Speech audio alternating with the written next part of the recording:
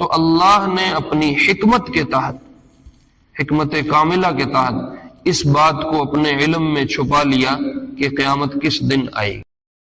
اس کو اللہ فرماتے ہیں کہ اللہ کے پاس جن چیزوں کا علم ہے اور مخلوق میں سے کسی کو نہیں دیا، اس میں ایک یہ ہے کہ قیامت کب قائم ہوگی کسی کے پاس علم نہیں ہے۔ آنے والی بچی کے ساتھ میں نے رہنا ہے کہ آپ نے رہنا ہے؟ آپ مجھے نہ سکھاؤ۔ یہ اب کون کہہ رہا ہے؟ اولاد۔ کس کو کہہ رہی ہے؟ اس باپ کو، اس ماں کو جنہوں نے پیشاب دھوئے ہیں۔ جب تو کچھ چابنے کے اور کھانے کے قابل نہیں تھا، انہوں نے تجھے بھور بھور کے اور توڑ توڑ کے روٹیاں کھلائی۔ اپنی زندگی کے بڑے فیصلوں میں اگر بڑے شامل ہو جائیں گے تو فیصلوں میں اللہ برکت ڈال دے گا، یہ بڑوں کی برکت آئے گی۔ خود سے زیادہ پڑھے لکھے نہ بنو، بڑوں کو اپنے ساتھ شامل رکھو، ان کے وجود سے اللہ برکتیں ڈالے گا۔ وہ بیچارہ پھر ساری زندگی ٹینشن میں گزرتی ہے اس کی کہ بس ماں باپ نے سر پہ ڈال دی ہے، اب کیا کر سکتے ہیں۔ تو یہ طریقہ بھی غلط ہے۔ اولاد 100% اپنی رائے تھوپ دے اور نافذ کر دے اور کہے یہی ہوگا، یہ بھی غلط ہے۔ ماں باپ بھی 100% اپنی رائے بندے پہ ڈال دیں، بچے پہ، اور کہیں جو ہم کہہ رہے ہیں یہی کرنا ہے، تو یہ دونوں طرف سے زیادتی ہے۔ مل بانٹ کے، سن سنا کے، رائے کا تبادلہ کر کے، خیالات کا تبادلہ کر کے پھر اگر کوئی چیز طے ہوگی تو اس میں اللہ برکت ڈالے۔ اولاد ہوگی آپ کی لیکن تیار کسی اور پیٹ میں ہوگی۔ اس کو سادہ لفظوں میں ٹیسٹ ٹیوب بیبی کہتے ہیں، جو ہماری میڈیکل کی زبان ہے۔ اور اب یہ حالات بھی 100% ہیں۔ لوگوں کا سارا علم، سارا پیسہ، ساری توجہ اس بات پہ لگ رہی ہے کہ میرا سٹیٹس، میری گاڑی، میرا گھر، میرا بنگلہ دوسرے سے بڑا ہونا چاہیے۔ ساری صلاحیتیں اس پہ خرچ ہو رہی ہیں۔ کردار کیسا ہے اس پہ کوئی نہیں۔ آسان لفظوں میں یوں کہہ لو، کردار سازی سے توجہ ہٹ جائے گی، سامان سازی پہ توجہ لگ جائے گی، تو سمجھو قیامت قریب آ گئی۔ علیک اللہ صلواتا دائما فالعز والفوز لیس الا فیک۔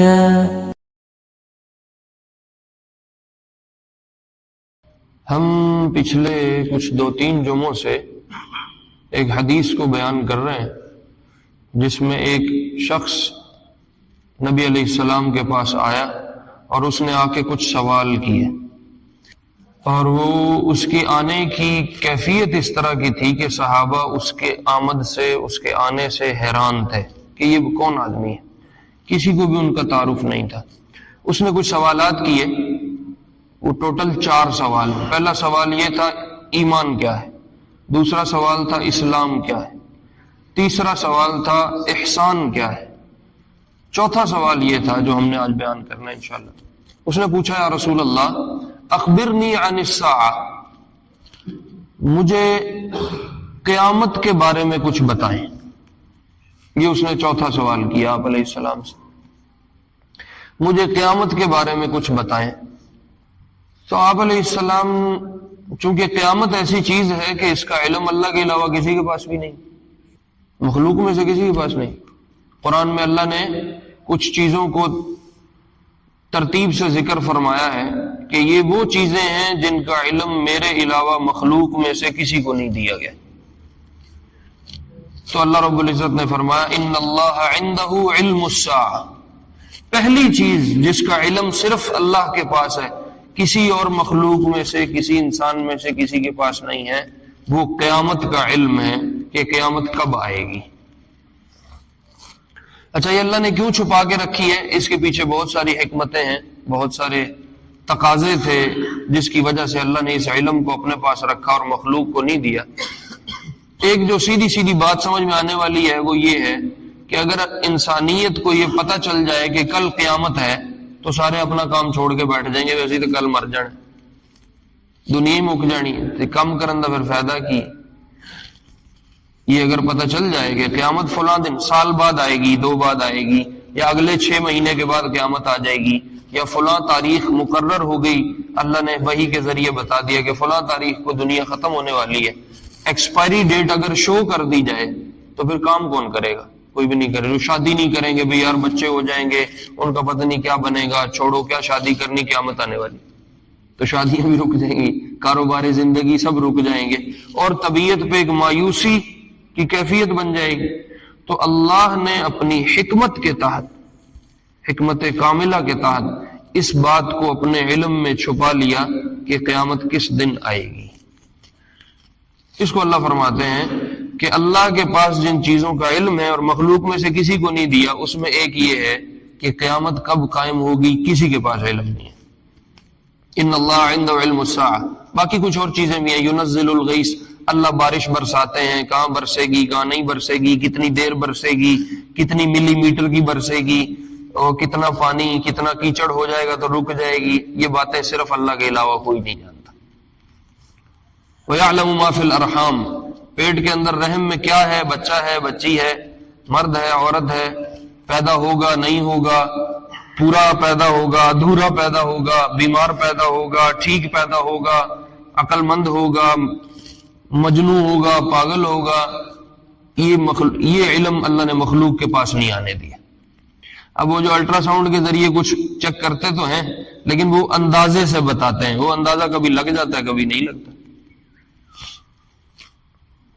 وَيَعْلَمُ مَا فِي الْأَرْحَامِ وَمَا تَدْرِي نَفْسٌ مَاذَا تَكْسِبُ غَدًا. کل کس نے کیا کمانا ہے یہ علم اللہ نے مخلوق کو نہیں دیا. کل کھانے کو ملے گا نہیں ملے گا، کل میں کچھ کما سکوں گا نہیں کما سکوں گا. رات سوئے صبح فالج پڑ گیا ہوں کما کے بخا گئی گل. رات سوئے صبح طبیعت خراب ہوئی نہیں کما سکے، آئے دکان پہ بیٹھے گاہک ہی نہیں آیا. کسی نے آج 10,000 کی دیہڑی لگانی ہے، لاکھ کی لگانی ہے، 1.5 لاکھ کی لگانی ہے، رات کو وہ نہیں جانتا، صبح دیہڑی لگتی ہے تو پتہ چلتا. تو کہا کل کیا کمائے گا یہ اللہ کے علاوہ کوئی نہیں جانتا. وما تدری نفس بأي أرض تموت. اور یہ علم بھی اللہ نے اپنے پاس رکھا ہے کہ کس سرزمین میں جا کے بندے کو موت آئے گی. میں نے یہاں مرنا ہے، پشاور مرنا ہے، لاہور مرنا ہے، دنیا کے کسی دوسرے کونے میں مرنا ہے، کسی دوسرے ملک میں مرنا ہے، کوئی نہیں جانتا. ورنہ تو ساری دنیا اپنے گھر میں دبک کے بیٹھ جائے گی، کوئی بھی نہیں نکلے گا کہ میری تو وہاں موت لکھی ہوئی. تو اللہ کی حکمتیں ہیں. تو اللہ نے کچھ علم اپنے پاس رکھے ہیں، وہ اتھارٹی وہ علم اللہ نے کسی کو نہیں شیئر کیا، کسی کو نہیں دیا. اس میں ایک علم یہ ہے کہ قیامت کب آئے گی. تو اس نے پوچھا رسول اللہ قیامت کب آئے گی؟ تو آپ نے فرمایا، اب جواب یقیناً نہ میں ہے. تو آپ نے فرمایا مل مسئول عنہا بأعلم من السائل. جتنا کا علم اس پوچھنے والے کو ہے اتنا ہی علم اس پوچھے جانے والے کو ہے. اگر آپ کو نہیں پتا قیامت کب آئے گی تو جس سے پوچھ رہے ہو اس کو بھی کوئی پتہ نہیں قیامت کب آئے گی. اللہ کے نبی کے پاس علم ہوتا تھا غیب کا، لیکن اتنا ہوتا تھا جتنا اللہ بتاتے تھے. خود سے تو آپ کچھ بھی نہیں جانتے، وہ تو اوپر سے بات آئے گی تو آپ بتا دیں. کبھی آ گئی غیب کی بات تو آپ فرما دیتے تھے، کبھی غیب کی بات نہیں آئی تو آپ نہیں فرماتے تھے. ایسا بھی ہے کہ آپ نماز پڑھ رہے ہیں مسجد میں، دیوار کی طرف رخ ہے اور آپ ایک دم نماز پڑھتے پڑھتے چلنا شروع ہو گئے، ہلکے ہلکے قدموں سے چلتے چلتے بالکل دیوار کے قریب یوں پہنچ گئے. پھر آپ تھوڑی دیر میں واپس ہٹنا شروع ہوئے اور ہٹتے ہٹتے ہٹتے پھر واپس مصلی پہ آ گئے. نماز کے بعد صحابہ نے کہا رسول اللہ ایک ہی. تو آپ نے فرمایا اللہ نے نماز کے دوران پتہ نہیں جنت کا پردہ کھول دیا تو مجھے جنت نظر آنے لگ گئی، تو میں چلتا چلتا قریب چلا گیا. اور پھر ایک دم اللہ نے جہنم کا سین آن کر دیا تو میں ڈرتا ڈرتا پیچھے واپس آ. وہ تو اللہ جب پردہ ہٹا دے یا کسی بات کا علم دے دے تو اللہ دے سکتا ہے. بہرحال نبی کے پاس اپنا کوئی غیب کا علم نہیں ہوتا، وہ اللہ کی عطا سے ہوتا ہے. جتنا اللہ بتا دیں، جتنا اللہ سمجھا دیں، جو دکھا دیں بس. تو آپ نے فرمایا بھی میرے پاس بھی اس بات کا کوئی علم نہیں ہے قیامت کب آئے گی. تو اس نے اللہ اس کا بھلا کرے اس نے خود ہی پوچھ لیا اخبرنی عن امارتها، جو تانوں تسی یہ نہیں دس سکتے کہ قیامت کدوں آنی، تو چلو کوئی نشانیاں تو دسو، تو قیامت کی نشانیاں تو بتا دو، وہ کچھ اندازہ تو ہمیں ہو جائے. اللہ اکبر. تو آپ نے 2 نشانیاں ارشاد فرمائی. ویسے تو حدیث میں قیامت کی بہت سی نشانیاں ہیں، کچھ بڑی ہیں کچھ چھوٹی ہیں. اور احادیث کے مجموعے میں بہت ساری بتائی گئی، لیکن اس حدیث میں صرف 2 نشانیاں بتائی ہیں۔ قیامت کی نشانیوں میں ہی ہے یہ مہدی کا آنا، ظہور علیہ الصلوۃ والسلام، دجال کا ظہور، حضرت عیسیٰ کا نزول علیہ الصلوۃ والسلام، اسی طرح ایک زلزلہ بپا ہوگا، ایک دھواں آئے گا، قیامت سورج جو ہے وہ مغرب سے طلوع ہوگا وغیرہ۔ یہ کچھ نشانیاں ہیں حدیث میں جو بڑی بڑی نشانیاں، کچھ چھوٹی نشانیاں بھی ہیں، کچھ حدیث میں اللہ کے نبی علیہ السلام نے وہ بھی ذکر کی ہیں۔ مثلاً یہ کہ آپ نے فرمایا جب ناچ گانا عام ہو جائے، جب علم کے مقصد کے تحت نہ سیکھا جائے بلکہ دنیا کمانے کے لیے لوگ سیکھتے ہوں، جب تم دیکھو قوم قبیلے کے سردار کمینے لوگ بن گئے ہیں، جب تم دیکھو کہ شراب عام ہو گئی ہے، موسیقی گانا بجانا عام ہو گیا ہے، اس طرح آپ نے کچھ قیامت کی نشانیاں بتائیں۔ لیکن یہ جو حدیث ہے جو میں جس کو ابھی لے کے چل رہا ہوں، اس میں آپ نے 2 نشانیاں ارشاد فرمائی۔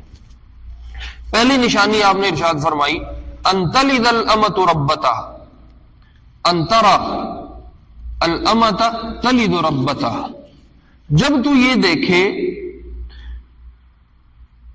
کہ باندی یا نوکرانی اپنی مالکن کو جن رہی ہے اور پیدا کر رہی ہے۔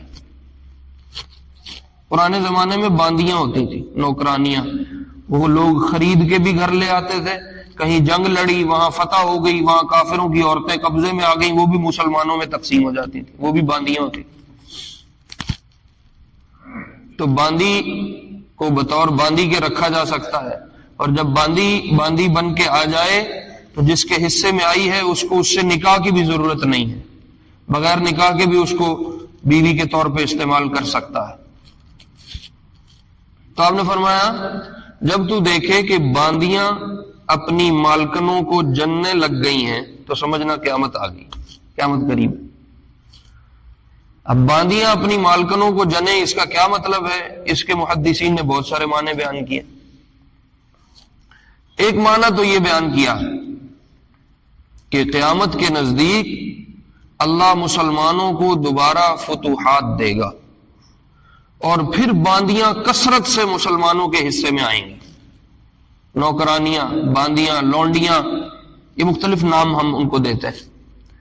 تو یہ قیامت کے نزدیک دوبارہ مسلمانوں کے پاس بہت زیادہ آئیں گی، اور ظاہر ہے جب مرد کے پاس باندی آئے گی تو اس کو استعمال کرے گا، تو اس سے آگے اولاد بھی پیدا ہوگی۔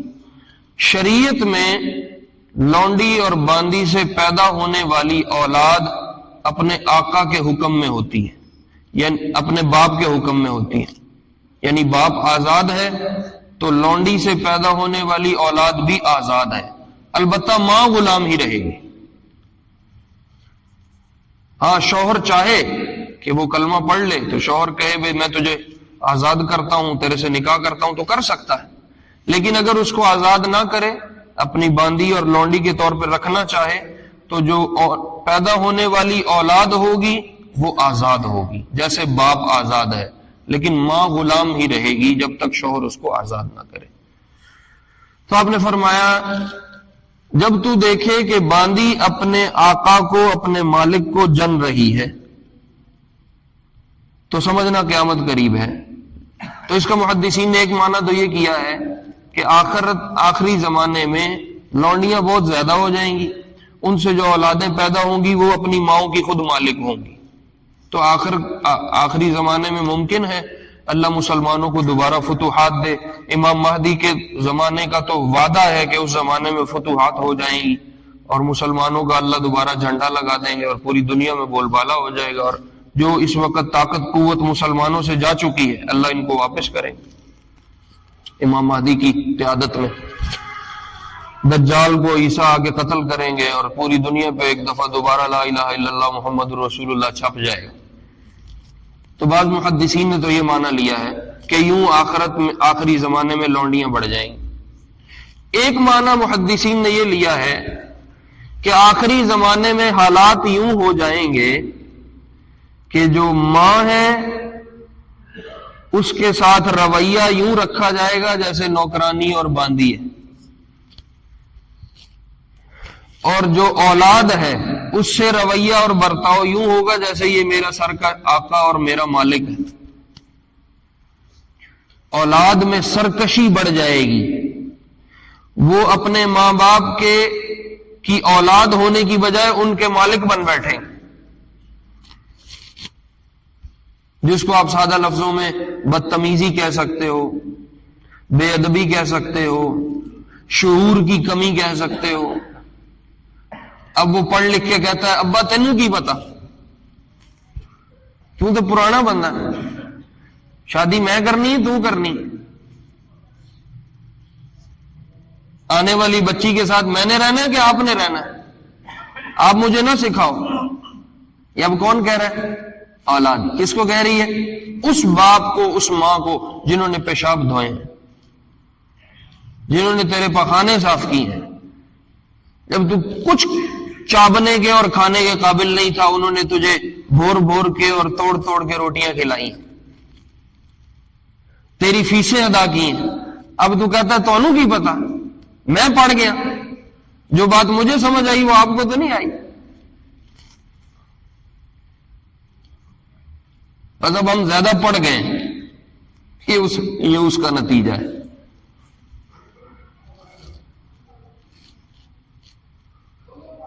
تعلیم سے تو شعور آتا تھا، یہ پتہ نہیں کون سی تعلیم آئی ہے جس سے بدتمیزی اور بے حیائی کے سوا کچھ نہیں ملا. تو قیامت کے قریب یہ حالات پیدا ہو جائیں گے جو آپ فرما رہے تھے کہ جب تو دیکھے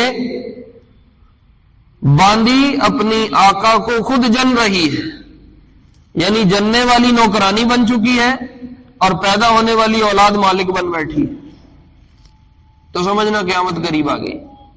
پھر وہ لو میرج کر لیندے نے، ابا نو بھی کچھ نہیں پتا تھے، اما نو بھی کچھ نہیں پتا، لو میرج کر رہا ہوں میں جدید دور کا آدمی ہوں، میں اپنے ہم خود تراشتے ہیں منازل کے سنگ میل، ہم خود پیدا کریں گے اپنے لیے، ہم دیکھیں گے کہ ہم نے کس سے شادی کرنی ہے، یہ فیصلہ ہمارا ہوگا. تو 6 مہینے بعد طلاق ہو جاتی. پہلے لو میرج ہوئی، 6 مہینے بعد جب ہوش آیا وہ خمار سر سے اتر گیا، پھر وہ مارنے مروانے تک پہنچتے ہیں، قتل و غارت شروع ہوتی ہے، نتیجہ اینڈ پہ جا کے طلاق اور بعض دفعہ جان سے بھی ہاتھ دھو بیٹھتے ہیں.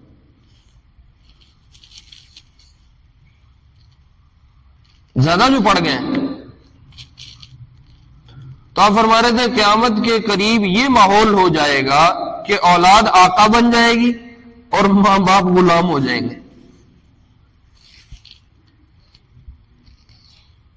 تو اپنے ماں باپ کی حیا، تمیز، شرم کرنا یہ ہمیں ہمارے دین نے سکھایا. اپنی زندگی کے بڑے فیصلوں میں اگر بڑے شامل ہو جائیں گے تو فیصلوں میں اللہ برکت ڈال دے گا، یہ بڑوں کی برکت آئے گی. خود سے زیادہ پڑھے لکھے نہ بنو، بڑوں کو اپنے ساتھ شامل رکھو، ان کے وجود سے اللہ برکتیں ڈالے گا.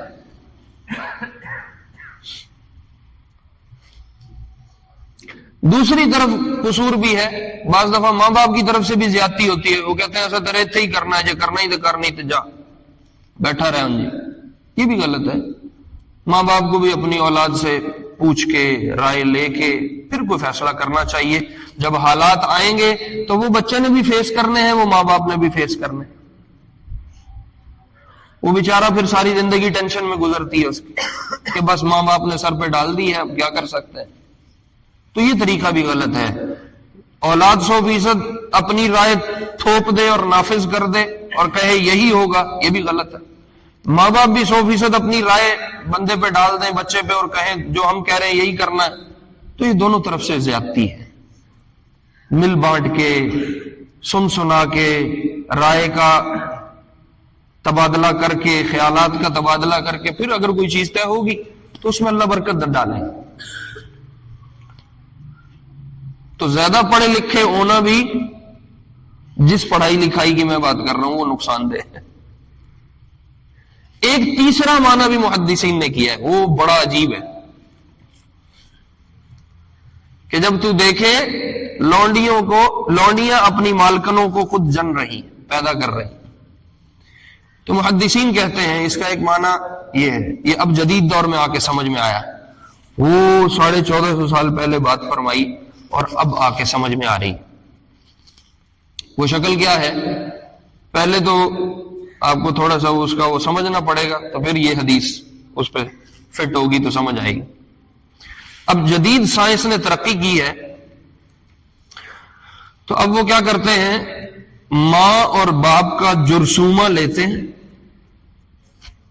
اور اس کو کسی ٹیوب میں، کسی مشین میں، کسی جگہ پہ انوائرمنٹ اور ماحول تیار کرتے ہیں اور وہاں ان جرثوموں کو رکھتے ہیں، ملاپ کرواتے ہیں۔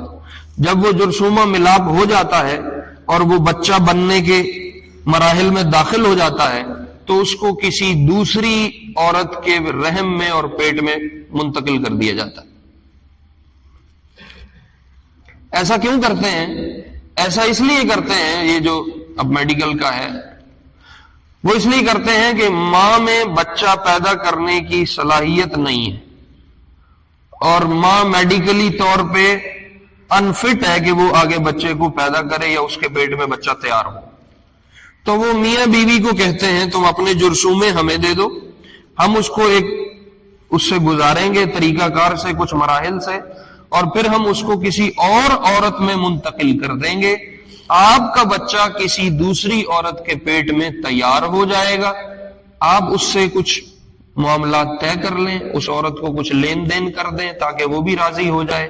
جب بچہ تیار ہو جائے گا، ولادت کے قابل ہو جائے گا، تو ہم وہ بچہ اس عورت سے لے کے آپ کو دے دیں گے، اولاد ہوگی آپ کی لیکن تیار کسی اور پیٹ میں ہوگی۔ اس کو سادہ لفظوں میں ٹیسٹ ٹیوب بیبی کہتے ہیں، جو ہماری میڈیکل کی زبان ہے۔ یہ اب بہت زیادہ ہو رہا ہے، انڈیا میں بہت زیادہ ہے، یورپ میں تو اور زیادہ۔ وہاں تو وہ مائیں کہتی ہیں ہم نے بچے نہیں جننے، ساڈا بندہ سانو کدوں چھڈ کے ٹر جائے سانو کوئی پتہ نہیں، تے ہونے والے بچے نو ہی نہیں پتا میرا پیو کون ہے تے میری ماں کون ہے۔ وہاں تو یہ ماحول ہے۔ تو وہاں میڈیکل نے یہ شکل نکالی ہے کہ وہ جرثومے لے کے بچے تیار کر کے کسی اور کے پیٹ میں، تو وہ ریڈی کر کے بیچ دیتے ہیں کہ بھائی کوئی اولاد لینا چاہے تو لے لے۔ تو محدثین، اب یہ آپ کو تھوڑا سا سمجھ آ گئی، یہ کیس سمجھ آیا کہ یہ ہوا کیا ہے۔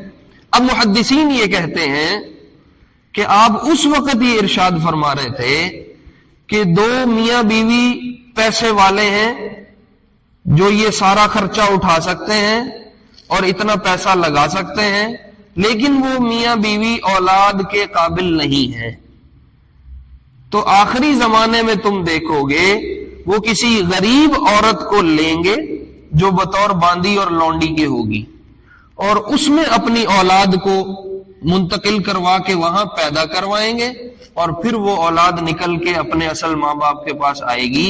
اب یہ جو اولاد آئی ہے یہ ہے تو اسی ماں باپ کی، اس کی تو نہیں ہے جس کے رحم میں آئی۔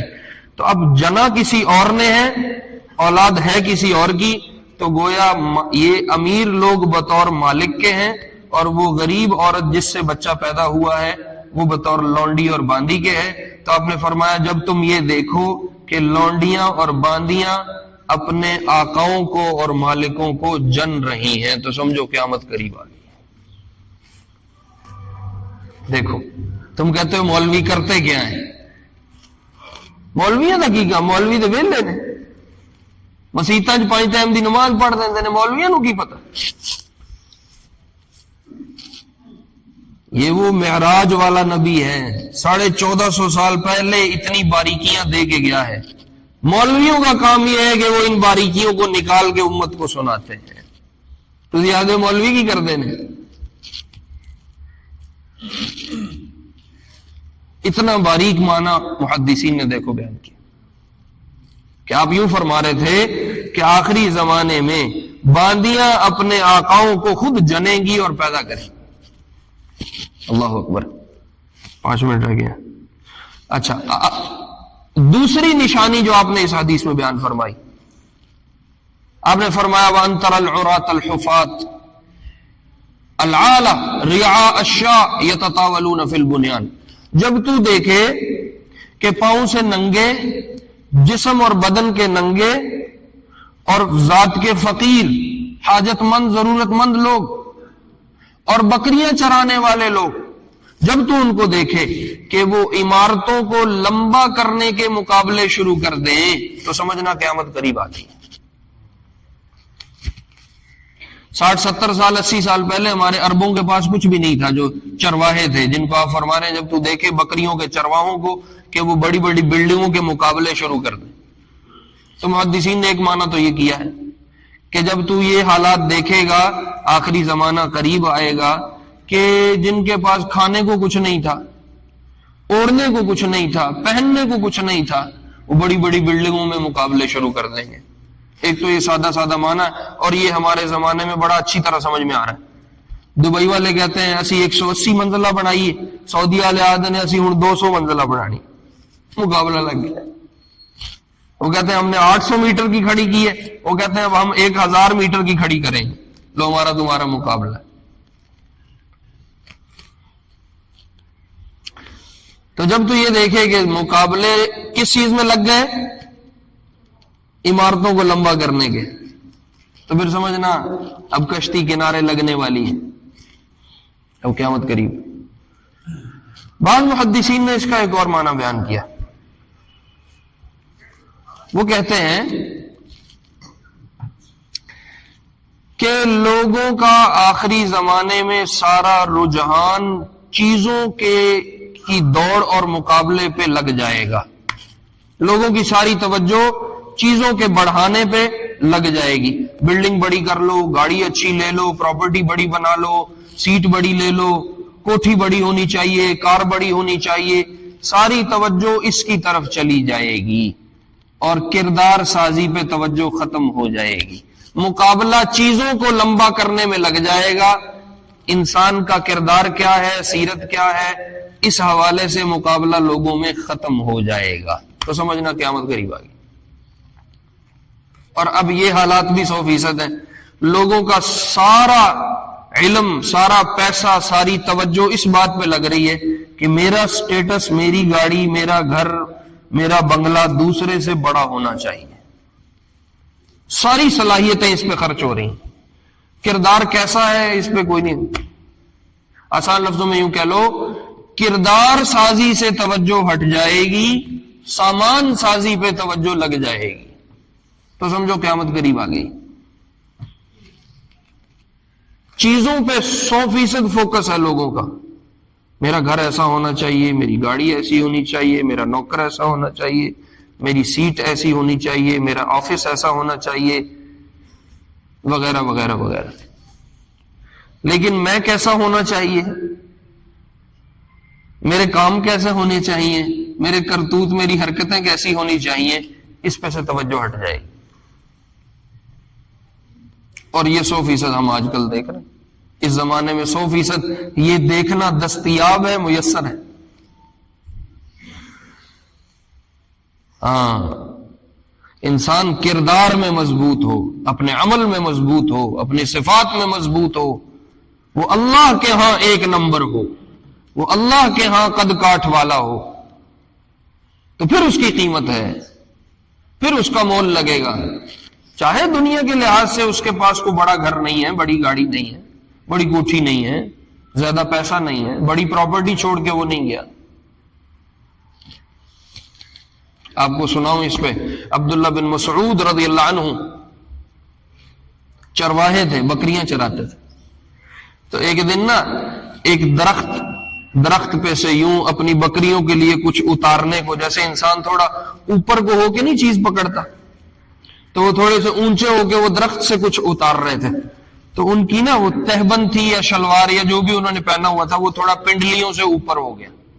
تو عبداللہ بن مسعود رضی اللہ عنہ کی پنڈلیاں بہت پتلی پتلی اور چھوٹی چھوٹی تھی۔ بعض جسم ہوتے ہیں فزیکلی آپ نے دیکھا ہو، کچھ جسم اس طرح کے ہوتے ہیں کہ ان کی ٹانگیں پتلی ہوتی ہیں، اوپر جسم بھاری ہوتا ہے۔ تو وہ جب ان کی وہ لکڑیاں اتارتے ہوئے کہیں وہ نیچے سے تہبند اٹھی تو وہ نیچے سے پنڈلیاں پتلی پتلی نظر آئیں، تو لوگ دیکھ کے ہنس پڑے۔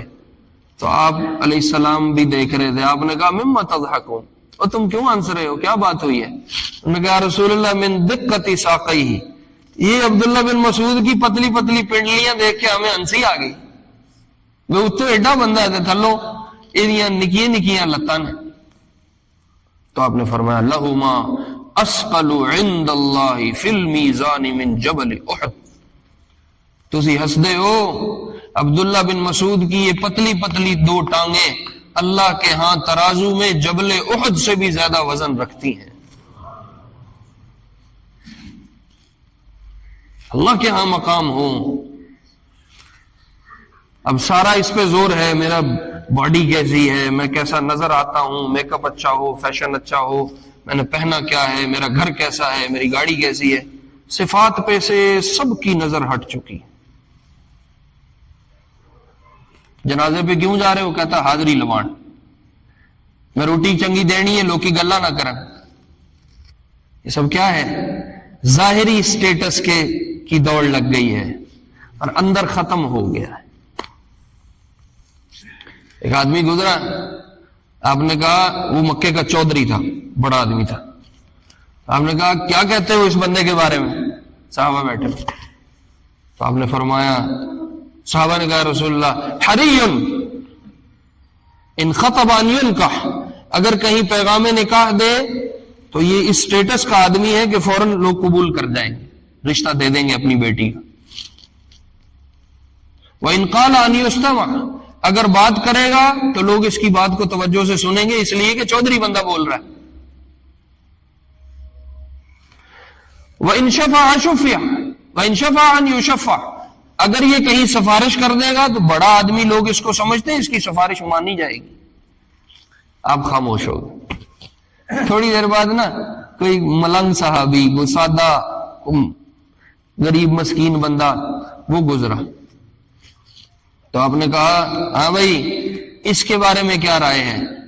تو انہوں نے کہا یا رسول اللہ کہیں نکاح کا پیغام دے تو کوئی بھی نہیں مننے گا، ملنگ فقیر بندہ ہے، کن نے سننی، بات کہے تو کوئی بھی نہیں کان دھرے گا، سفارش کرے تو کوئی نہیں مانے گا. تو آپ نے پتہ کیا فرمایا؟ آپ نے فرمایا ھذا خیر عند اللہ من ملء الارض مثل ذاک، ساری زمین اس جیسوں سے بھر جائے، یہ ملنگ اور فقیر بندہ اللہ کے ہاں ان ہزار سینکڑوں لاکھوں لوگوں سے بہتر ہے. تو ظاہری فیشن کرو، منع نہیں ہے، میں منع نہیں کرتا، چیزوں پہ زور دو، کوئی حرج نہیں ہے، لیکن اس سے نظر نہ ہٹے کہ میرا اللہ کے ہاں کیا مقام ہے، میری اللہ کے ہاں کیا قدر و قیمت ہے، میں انسان بھی ہوں یا کہیں اللہ کے کھاتوں میں جانور بن چکا ہوں. ظاہر کے چکر میں پتہ نہیں کیا کیا لوگ کر رہے ہیں اپنے سٹیٹس بنانے کے چکر میں. تو آپ یہ فرما رہے تھے جب تم قیامت کے قریب دیکھو کہ وہ لوگ جن کے پاس کھانے پینے کو بھی کچھ نہیں تھا، اب ان کا سارا زور سامان سازی پہ لگ رہا ہے اور وہ بڑی بڑی بلڈنگیں بنا رہے ہیں، تو سمجھو اب قیامت قریب آ گئی. تو اس لیے انسان کو اپنی صفات پہ زور دے اور اللہ کے ہاں اپنے مقام کو پیدا کرنے کا زور دے اور اس پہ ساری محنت کرے. یہ مطلوب ہے، یہ مقصود ہے. اللہ رب العزت ہمیں عمل کرنے کی توفیق نصیب فرمائے. سنت ہے.